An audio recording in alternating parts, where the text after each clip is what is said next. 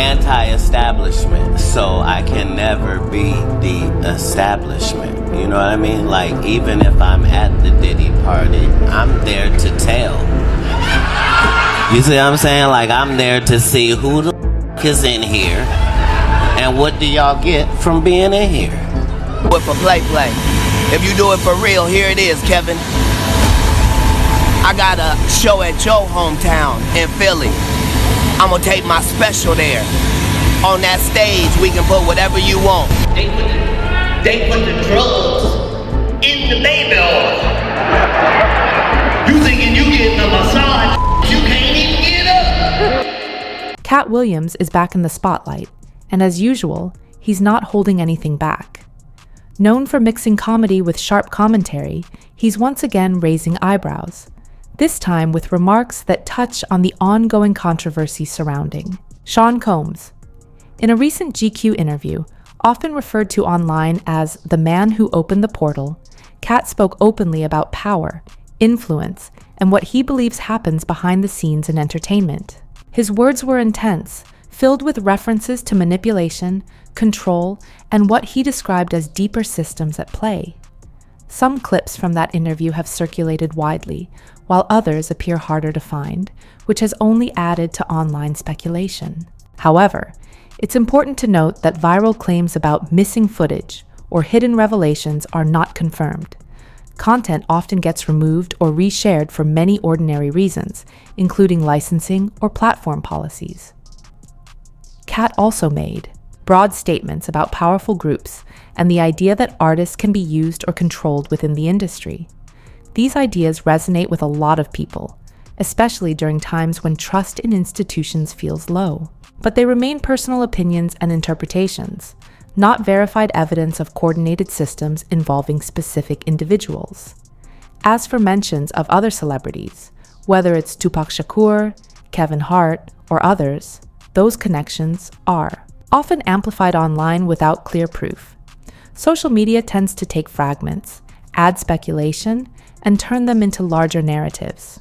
The bigger picture is this: Katt Williams is tapping into a real conversation about power, influence, and transparency in entertainment, but there's a difference between raising questions and confirming claims. Right now, much of what's spreading online sits in that space between suspicion and proof.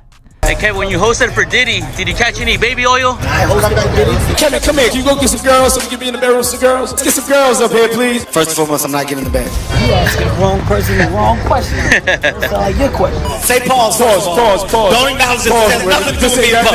Nothing to do with me and Puff right now. Hold on. Kevin Hart, like many, distancing himself from Diddy after the mogul's arrest and federal indictment. Do you think he's safe in jail? Wrong person. The reason Kevin is getting questioned is because of this newly rediscovered footage of him hosting a Diddy hotel party back in 2010. I'm not jumping the top myself. Once everybody gets out, just me and the lady. What I do best? Oh! Did the camera catch that? Cut the camera! That is one bikini-clad woman's hair catching on fire in the hot tub. None of the celeb guests at this party have been accused of any wrongdoing. That's my brother right here from day one. Hold up. Before we even get into the clips, there's a new twist that's got people talking. Online rumors are circulating about alleged footage that some claim could shake things up involving Kevin Hart and Sean Combs. According to these claims, the supposed video shows the two in close company during a private setting. The details being shared online are vague and heavily debated, with different versions of the story spreading across platforms. At this point, none of these claims are verified, and no confirmed evidence has been made public. Still, the speculation has added another layer to the ongoing conversation, with fans and critics alike trying to piece together what's real and what's rumor. The situation is evolving fast, and as more information comes out, it's becoming clear that not everything circulating online can be taken at face value. But one thing's certain: the story is getting more attention by the minute. Stay tuned, because what comes next is where things really start to unfold. I have insider information on Diddy and Kevin Hart's involvement. I know this because I was on a TV show with a girl who was actively dating Diddy at the time. There I am. A quick Google search will tell you who she is. This girl was paparazzi'd with Diddy back in 2022-2023. Obviously, the cast was concerned about her because the Cassie lawsuit just dropped before filming. Now, the first week of filming just had to be Valentine's Day. Now, Diddy's girl got a very expensive bouquet of flowers delivered on Valentine's Day, but she refused to tell anybody who it was from. It's a reality show, so obviously drama went down. Diddy's girl decided to leave the house for a week. So my girl and I decided to break into her room to redecorate it for show purposes. Just playing along with the drama of the show, we were shocked by what we found.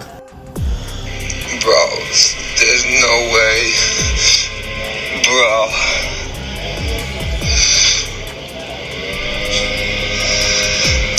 Oh my God, from Puff. The flowers were from Diddy. Love, Puff. This sent my girlfriend into a spiral. As a woman, she was terrified that Diddy had our address. She let the girl know how she felt and put the card back where she found it. The girl told Diddy what happened, and then Diddy threatened production. So the Diddy girl started screaming at my girlfriend, saying that Diddy was going to sue her because of what she wrote on the note. Worried that we were all going to discuss this sick that he was doing on our TV show. The fact that he wanted to silence a girl that he doesn't even know for writing on a note is absolutely insane. Production then pulled every cast member aside and instructed us to no longer have any Diddy conversation for the duration of the show. Diddy threatened to bankrupt our TV show and my girlfriend. We thought it ended there, right? But then Diddy's girl got mentioned in a lawsuit that came out publicly. When this went down, Diddy's girl happened to be in a fight with another castmate. Now that castmate just happened to be dating J-Lo's ex-boyfriend Casper. Diddy's girl was scared that the other castmate was gonna use this Diddy stuff against her during their fight. So she decided to make a call to guess who? Kevin Hart. Now at the time, none of us knew it was actually Kevin Hart until later on. So Kevin Hart called Casper and threatened him to make sure he gets his girl in check on the show. Now Casper's girlfriend told all of us that Diddy's girl was also sleeping with Kevin Hart, who happens to be married with children and best friends with Diddy. Kevin Hart clearly made the call to Casper to ensure that Diddy's girl stayed quiet about the affair that him and her were having because once again, he's married. Kinda weird that Diddy and Kevin Hart are both sleeping with the same girl and threatening our TV show, isn't it? Now listen, I'm just an ordinary blue-collar worker from Jersey, okay? Who happens to be dating a famous OF model, which is how I got on the show in the first place. Now, I'm not a social media star, I'm not famous, I have no reason to lie about any of this shit, okay? Now, the only reason I'm telling you guys all this is because when I was in Hollywood filming this TV show, I went through some sick, twisted Yo, brace yourselves, because another big name is now trending in the conversation. This time, it's Leonardo DiCaprio.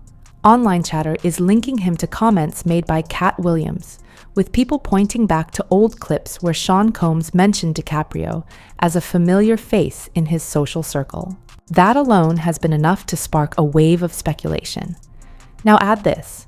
Reports say DiCaprio has been spending time in Europe, including Italy. For some fans online, that timing feels suspicious. But here's the reality.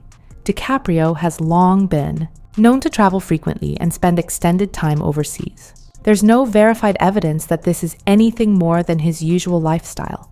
Claims about escaping, laying low, or avoiding legal trouble are circulating fast. But as of now, they remain unconfirmed. No official reports link him to any investigation connected to Diddy. This is a perfect example of how quickly narratives can build. A past association, a current location, and a viral clip get stitched together into something that feels bigger than the facts actually support. Still, the conversation isn't slowing down anytime soon, and people are watching closely to see what, if anything, comes next. Who's the person that's number one on that invitation list? Leonardo DiCaprio. The connection between Leo and Diddy may go beyond just social events, as Diddy's business empire has faced scrutiny over its financial sources. Some reports suggest his fortune could be linked to areas previously investigated by the US government, such as the MDB case. While nothing has been definitively proven, Speculation has circulated that Leo's involvement in certain projects may have given him an advantage in avoiding legal issues years ago. With federal authorities now examining Diddy's finances, the question remains, will Leo's past strategies be enough to keep him unaffected? They're saying Leonardo DiCaprio has fled to Italy to avoid the P. Diddy debacle. Put it up for a mass. I want to remind people of a clip that's now resurfacing from Diddy. Here it is.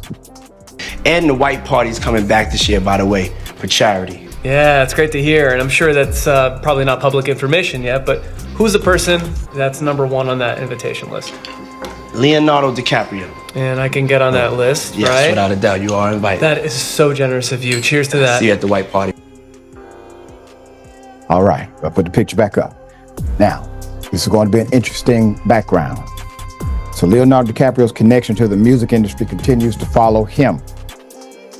His history in particular with Sean Diddy Combs. Despite being on vacation, fans still remind him of his ties to the entertainer and business exec. Although there are no allegations currently against DiCaprio. Some social media users are still taking the opportunity to troll for his association with Combs. There's a series of paparazzi snap pictures of the actor in Italy with his girlfriend, calling it a family affair. The Instagram profile said the 49-year-old was joined by his mother, stepdad, and the mom of his lady. It appears that the Django star has been working overtime to distance himself from Combs over the last month, despite there being no evidence presented that he did anything wrong. But had a legal good time. Reports are saying he is doing everything he can do to play down this connection to Mr. Take That, Take That. Breaking news. CNN reports that Ellen DeGeneres has left the country just days after Diddy's recent legal troubles. Ellen has long been a prominent figure in Hollywood, and Diddy has appeared on her show multiple times, making their professional connection well known. His frequent visits made the show feel like a comfortable platform for him. Despite their close working relationship, Diddy has occasionally shared details on her show, offering insights into their collaboration. Now, with Ellen traveling amid recent developments, questions are arising about her next moves. The situation continues to unfold in unexpected ways. Talk about dirty money. Was Leonardo DiCaprio's film The Wolf of Wall Street financed with cash embezzled from Malaysian government fund 1MDB? That's what U.S. federal investigators want to know. And representatives of the Hollywood actor came out publicly Tuesday to say DiCaprio has been cooperating since July, as soon as the allegations surfaced. DiCaprio is entangled primarily because of his personal and professional relationships with Malaysian financier Joe Low and Riza Aziz, the stepson of Malaysian Prime Minister. Aziz is head of Red Granite Pictures and came up with the over $100 million needed to get DiCaprio's and director Martin Scorsese's film made. Money, global investigators now believe, was diverted from 1MDB. Lowe and Aziz also gave DiCaprio a $600,000 birthday gift, Marlon Brando's 1955 Best Actor Oscar statuette for On the Waterfront, and the men partied with DiCaprio at several lavish parties around the world. Lowe went on $1 million gambling spree in Vegas with DiCaprio, bought a house very close to the actor's Los Angeles home, and allegedly used over $1 million of embezzled funds to buy art from a charity sale the actor hosted at Christie's. The Justice Department is now in the process of seizing luxury real estate, artwork, and other assets purchased with allegedly stolen funds from 1MDB by a cast of characters including Lowe, and has issued subpoenas to several Red Granite employees and a bank and accounting firm it used. The comments from DiCaprio's camp come after a rainforest charity, Switzerland's Bruno Manzer Fund, called on the actor to explain his ties to the alleged fraud or step down from his UN position as messenger of peace for climate change. DiCaprio's spokesman says the actor is actively seeking to determine whether he or his charitable foundation had received any gifts or charitable donations directly or indirectly related to these parties, and if so, to return those gifts or donations as as soon as possible, saying he continues to be entirely supportive of all efforts to assure justice is done in this matter and is grateful for the lead and instruction of the government on how to accomplish this. Aziz and Red Granite deny any wrongdoing. The Malaysian Prime Minister also denies wrongdoing and has been cleared of any crime by the Malaysian Attorney General. Lowe has not commented on the allegations. A source close to DiCaprio says the actor and Lowe are no longer in contact. Ellen. DeGeneres' show has faced criticism for years over claims of a challenging work environment. The controversy intensified following the tragic death of DJ Steven Twitch Boss just months after the show ended in May. While authorities provided their official findings, friends and family expressed doubts, noting that Twitch was a dedicated husband and father to 3 young children. These concerns have added to the questions surrounding Ellen's team, contributing another layer of complexity to the ongoing discussion about the show's behind-the-scenes environment. Many have speculated that A-list celebrities who have spent time with Combs over the years could be getting subpoenas even as we speak. And one of the biggest names now getting extra scrutiny is Ellen DeGeneres. So between 2006 and 2022, Combs appeared as a guest on DeGeneres' daytime talk show more than a dozen times. 17 times! I've been on the show 17 times! And during his first appearance in 2006, Combs wasn't really shy about sharing private details. I'm definitely a nighttime person. What time do you stay up till? I stay up till like maybe 6 in the morning. I'm back up at like 10:30, 11. 6 in the morning. What do you do every night till 6 in the morning? You don't go to clubs every night. No, I mean I make love a lot. And,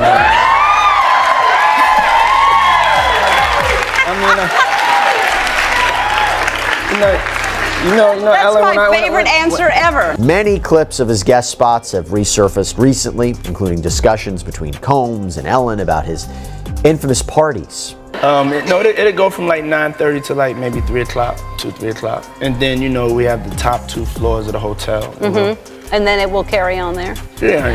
Mm-hmm. Then the after party. Mm-hmm. No, I know about them.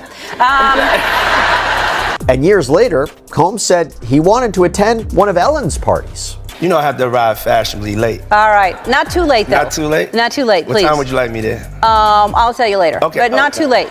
Because, once you get there, the party really starts. Yeah. You know what I'm saying? I got you. I promise you, I'm not going to let you down on this big one. All right, For good. real. Good. Your shoes, your feet are going to have blisters. You're going to be dancing so hard. I can't wait. Now, the two seem to kind of dance around the apparently open secret that Combs' parties were beyond wild, with reports of drugs and multiple participants and more. And as the allegations against Combs have mounted, many have called his interviews with Ellen now creepy. So no money on you? It's just a little bit of money on me. Oh, you do have money on you. Lord have mercy.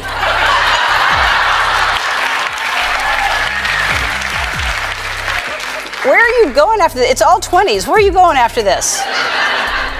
What are you doing? You know what we doing, what we plan to do, girl. But I have to be clear about something. There is a difference between a wild party and something that is criminal. Okay, there's a difference between having a great time and something that's an illegal freak-off. And having said that, remember when I told you about those freak-offs, right? Cassandra Ventura, as well as prosecutors, said in legal filings that people forced to participate would often have to get IV drips to recover from exhaustion and prolonged drug use. Well, in 2016, Combs appeared on stage with blue gauze around his arm and explained that he was just getting an IV drip backstage. He'd apparently arrived at the studio with it. They said that I would have to stay. I said, no, I have to go. I said I could pull it out myself. So I walk in and I'm talking to Ellen. I have the IV and then the blood is going down. I start to panic. I go into the bathroom and I pulled it out myself and I just made it here and I love you. I love you too. So of course the natural question is, what was going on right before this taping? And to be very, very clear about something, Ellen DeGeneres has not been accused of anything. She is not listed in any one of the government's filings. The only reason we are talking about this now is because we are going back and looking at these old interviews, looking at these old comments, looking at these old interactions to see if potentially they could play a role in his criminal case. Next up, comedian Katt Williams is speaking out about billionaire Oprah Winfrey. According to Katt, Oprah's polished public image may not tell the whole story. Now, as for Stephen Twitch Boss, he died on December 13th, 2022, and the official cause of death was ruled as a self-inflicted wound to the head. But even now, fans are still trying to wrap their heads around this tragedy, and a lot of them are still not buying the official story. Now, yeah, guys, I never really fully grasped, how this happened. But I get it. I mean, when it comes to people doing things to themselves because they're sick of, existing, a lot of the times they do kind of act like he was acting up until. Extremely positive, funny, cheery, like making videos, funny dance videos, and all types of things that just exuded positivity and happiness. But in all actuality, that is obviously a mask, completely a mask, for him to do what he did. Here's what allegedly we know about Stephen's passing. On Monday, December 12th, he left his home on foot and checked into the Oak Tree Inn Motel in Encino, Los Angeles. Just a quick 15-minute stroll from the house he shared with his wife Allison and their 3 children. The next day, Allison freaked out when she saw that Twitch was gone while his car was still in its place, and she ran to the local police station begging them to take Twitch's disappearance seriously. Allison told the police that something was off because Twitch never went anywhere without his car, and several officers followed Allison back to the house to look for clues about Twitch's whereabouts. But shortly after, the motel where Twitch had checked in the previous day called the police and said they found Twitch in the bathroom of his room. But despite the official ruling on the cause of death, fans had a tough time wrapping their heads around the idea that Twitch would do this because he never once shared that he was struggling with anything. And at least from the outside, he seemed like a genuinely happy person who adored his family. In fact, not too long before he passed, Twitch and Allison revealed that they were seriously considering adding another little one to the family. Oh my God, do you miss having a newborn in the house? I sure do. No. Uh-oh. I think we would love to start trying for another one. Oh. Yeah. Wait, what? How you feel? Look, she said she missed it. How you feel? No, listen, Guys, here's the thing. Listen, kids are amazing once they actually are older and can speak. I would say 5 and up. Anything from 0 to 5 is completely miserable in your household, bro. I mean, you can lie and say you like that, right? But you're wrong. It's terrible. Like, what is the point? Can we just fast forward? I would love to fast forward kids to 5 years old at least. No, but we really do. I love the little babies. I love them, and to be quite, it's a constant conversation. Also, what's amazing about it? Celebrated their 9th wedding anniversary just 4 days before Twitch's tragic passing, and Twitch shared this sweet tribute to Allison on IG. To be clear, just because someone looks happy from the outside doesn't mean that they're not struggling in private, and depressed people are often good at masking their symptoms, even in front of their loved ones. On the other hand, a lot of people felt something seemed off about the official narrative of Twitch's passing, especially the part about this mysterious note he left in the motel room. It was initially reported in the media that no note was found at the scene, but law enforcement sources later confirmed to TMZ that Twitch left a note in which he alluded to past challenges, but they didn't disclose what kind of challenges Twitch was referring to. And even with the note and the official autopsy report, many fans are still saying there's way too much fishy business surrounding Twitch's death, and they're just not buying the idea that he would leave his family. And now that Ellen's friendship with Diddy is in the spotlight, some sources are speculating that Twitch was being blackmailed with something. Now, let me be clear. There is no proof that Twitch himself was close to Diddy or attended any of his parties. They checked around Twitch and Allison's home looking for any clues. The 911 call from the motel had come in just shortly after Allison had contacted the cops, so that's how this all came to. Oprah Winfrey has long been celebrated for her compassion, helping millions and dominating daytime television. But recently, public perception seems to be shifting. Reports have noted her associations with several controversial figures, including Harvey Weinstein, John of God, Bill Cosby, and Diddy.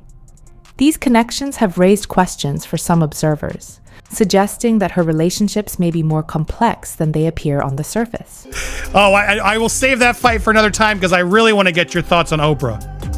Devil. Demon. destroyer. So villain, not a hero like many people see her. You think she's a villain? She's a super villain. She's the biggest villain in the world, and yet nobody will ask the most obvious question in the world. Why is her and Gail getting married? It's clear she don't want to marry Stedman. Why don't her and Gail get married? Now she went on that Ozempic, it put her in the hospital. She almost diarrheaed herself to death. Stedman wasn't there at the hospital. Gail was crying for her friend. What's wrong with y'all people? Like, I don't get it. I don't understand. I wish she would just come out the closet. Like, she's really taking this, don't ask, don't tell too far. And she ain't never been in the military. Well, she is a snake. Like, there's no bigger snake than Oprah. Because I cover Michael Jackson. I'm curious your thought. I believe Michael Jackson's actually innocent. I'm doing a whole documentary. Although Michael Jackson is innocent, they targeted him. And for her to play in his face while he was alive, those boys to discredit him, and then her to bring it back right after he passed away. The way she did Luther Vandross when he passed away. The way she just, exploited him laying in that bed. The way she did, the way she does everything, the way she's doing Taraji P. Henson. I think she should be tried in the court of public opinion for what she's doing to poor Fantasia. It's sad. It's interesting to note that Oprah was very vocal when interviewing people about Michael Jackson's controversies, giving them a platform to share their experiences. However, when it came to Harvey Weinstein, despite numerous public appearances together, she remained largely silent. For someone who insists they are not close, that quietness has drawn attention. Some observers wonder whether her discretion was intended to protect others, or herself from potential scrutiny. Watch this clip to see the contrast for yourself. Some people think Oprah Winfrey, they think Harvey Weinstein because they have been linked together so often. First off, Oprah and Harvey have been friends for over 2 decades. A lot of people use the argument that she didn't know about what he was doing, but that's impossible because everyone's known about Harvey Weinstein's reputation ever since the 90s. If you guys don't know who Harvey Weinstein is, he is a major film producer who is pretty much the face of the Me Too movement because he was called out by a bunch of different actresses who he violated. When he was getting canceled and exposed for everything that he has done, Oprah allegedly called him and offered her support. Even though Oprah's team denies this, I believe it because Oprah has been close with Harvey and she has showed him some sympathy over time. Even though he is a disgusting man and he deserves to rot in jail. But I don't understand why Oprah wants to be best friends with someone like Harvey Weinstein.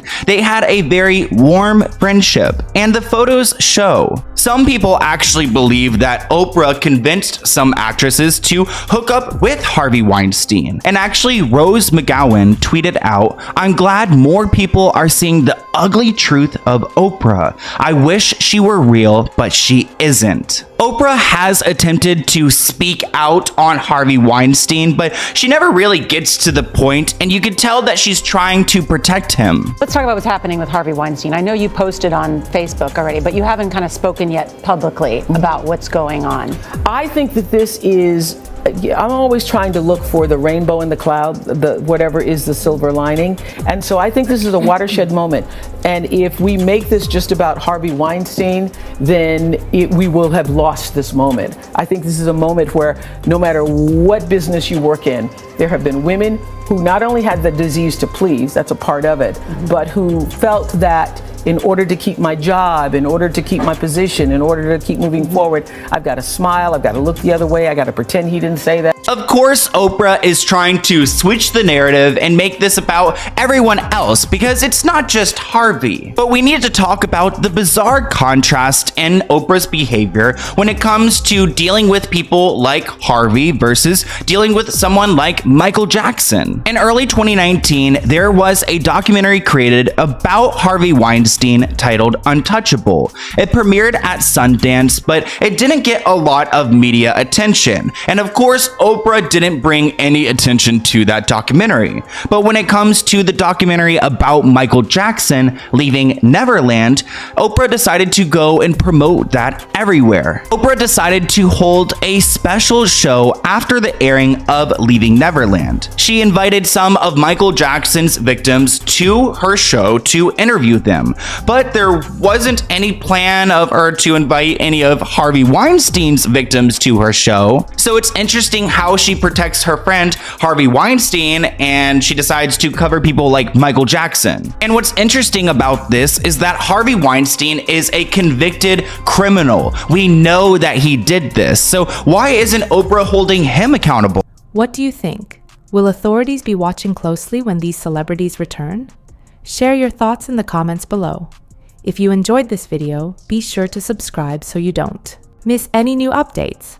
Until next time, stay informed and stay curious. You guys remember how I mentioned that Oprah did a special show after Michael Jackson's documentary? Well, there's a clip from that show that I want to play for you guys because it seems like Oprah is trying to justify bad behavior, and this clip was actually pretty hard to find, so I'm pretty sure Oprah's team is trying to bury it, but let's react to it. This clip may come off triggering, so viewers' discretion is advised.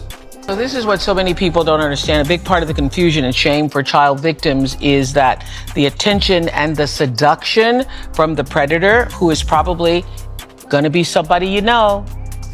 Right. In order for it to work, it has to be somebody you know, somebody you admire, somebody you respect, or maybe even love. And it feels good. I mean, if you're 7 years old and somebody, which I was trying to say this to my friends who had children, you're 7 years old and someone is your, it feels good. Right. Even though you don't have a name for what that is, it feels good. What does it mean that it felt good? What does that mean about me? It's so confusing for children. Yeah. And when I first said this years ago, people were like, "You crazy," because everybody wants to believe it's like, and you're being thrown up against the wall and you're being. And I have said for years, if the is any good, you won't even know it's happened. You will be in it and you won't even know it's happened. And if the is any good, he or she is going to make you feel like you're a part of it. I guess I can see what point Oprah was trying to make there, but some of the words she chose are off-putting. It almost seems like she's degrading the significance of this trauma. And of course, she's out here exploiting Michael Jackson and his victims because she's trying to put on a show. If she really cared about victims, then she would talk about other people too, like her friend Harvey Weinstein. So what do you think? Will the feds be waiting at the airport to handcuff these celebrities when they finally return? Let us know in the comments below. And if you enjoyed this video, hit that subscribe button so you never miss out on any new content. Until then, fam, keep it real.